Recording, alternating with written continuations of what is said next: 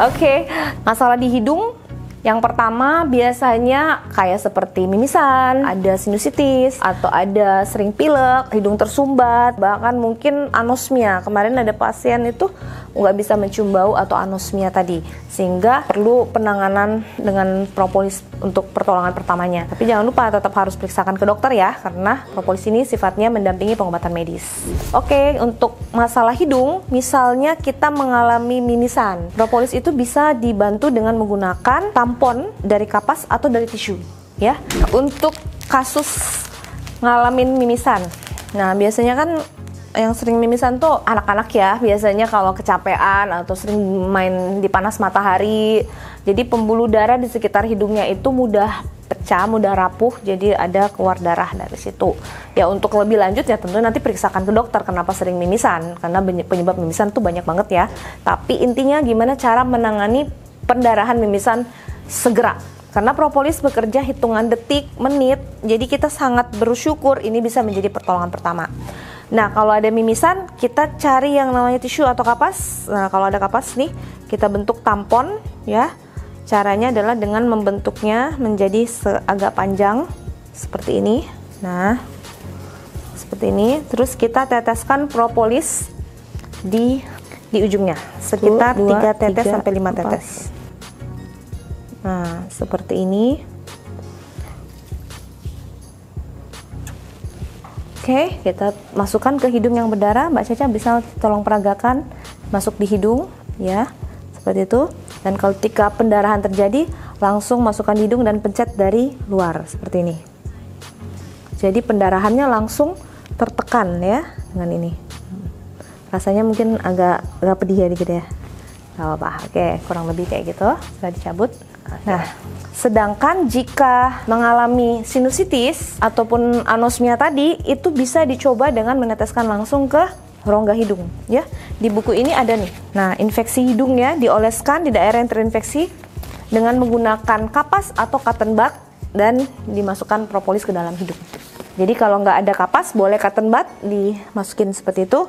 Kalaupun nggak, ini bisa ditetes 1 tetes aja ke hidung, tapi jangan dihirup, jadi cuma ditetes kemudian tegak lagi ya. Ini ya seperti itu.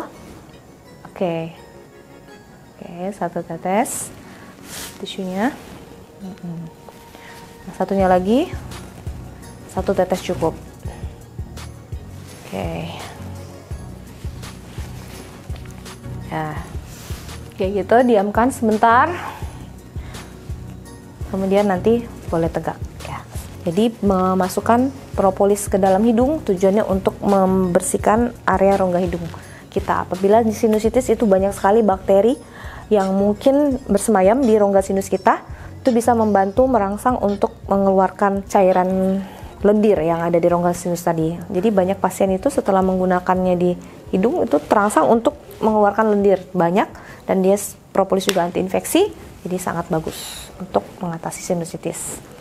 Nah, kemudian untuk masalah pelega pernafasan, mungkin hidungnya sering tersumbat, mungkin karena ada pilek menahun, alergi menahun, ataupun asma, sering merasa tidak nyaman di pernafasan, mungkin juga sering merokok atau sering menghirup udara yang kurang bersih. Misalnya terlalu banyak, ini zaman sekarang lagi musim kemarau, jadi banyak sekali kebakaran hutan seperti itu, dan asapnya itu sampai ke kota-kota dan itu mengganggu pernafasan kita. Mungkin kita bisa melakukan gurah pernafasan ya. Caranya gampang ya Mbak Caca, kita praktekin ya.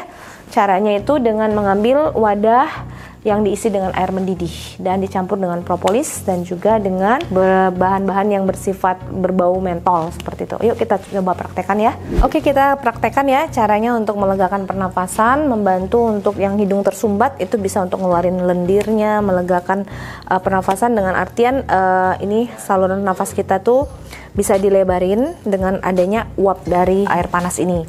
Jadi ambil wadah seperti ini, baskom, kemudian isi dengan air mendidih ya, air panas mendidih, hati-hati panas. Nah, kemudian airnya nggak usah terlalu penuh banget ya, setengahnya aja atau seperempatnya. Kemudian ditetesin propolis, gunakan sendok. Kalau airnya sebanyak ini, propolisnya 1 sendok. Ya, kita tetesin propolisnya 1 sendok. Jadi dalam keadaan air mendidih, uapnya itu akan membantu melebarkan pernafasan kita, melebarkan bronkus pernafasan. Dituangkan 1 sendok seperti ini, kita tuang. Jadi propolis itu ada ukuran kecil yang 6 mili, ada yang ukuran 30 mili, ada yang ukuran gede nih, 55 mili. Tergantung kebutuhan, Anda bisa membelinya di stokis resmi, jangan belinya di tempat-tempat yang nggak resmi, atau jangan nggak jadi member ya, karena keaslian produk ini juga akan jadi jaminan kita untuk ikhtiar kesembuhan. Oke, kita sudah tetesin propolis yang 1 sendok tadi ke dalam wadah ini. Kemudian kita ambil boleh sesuatu yang berbau mentol yang sifatnya membantu melegakan pernafasan, ya misalnya minyak angin ataupun ada seperti balsem seperti itu. Nah, ini kita ambil sedikit aja, segini aja. Karena ini air mendidih, langsung dia akan bereaksi. Atau kalau ada minyak angin, tuangin aja minyak anginnya di situ sedikit ya. Ini bisa dibuka situ, langsung tuang, diaduk. Nah, kemudian kita hirup sambil kepala kita ditundukkan mendekati baskomnya.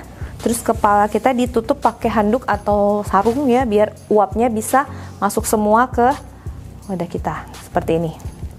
Jadi uapnya itu hirup biar bisa melegakan pernafasan, bantu mengeluarkan lendir-lendir juga seperti itu. Oke. Nah, itu bisa dipanasin lagi loh. Kalau sudah uapnya berkurang, ini bisa dinaikin ke panci, kemudian dibawa ke kompor untuk dipanaskan, dan itu bisa dihirup lagi uapnya. Tapi nggak bisa diminum lagi loh, karena sudah ada campuran ininya minyak anginnya tadi atau ininya balsemnya. Jadi jangan diminum, tapi bisa dipanaskan beberapa kali.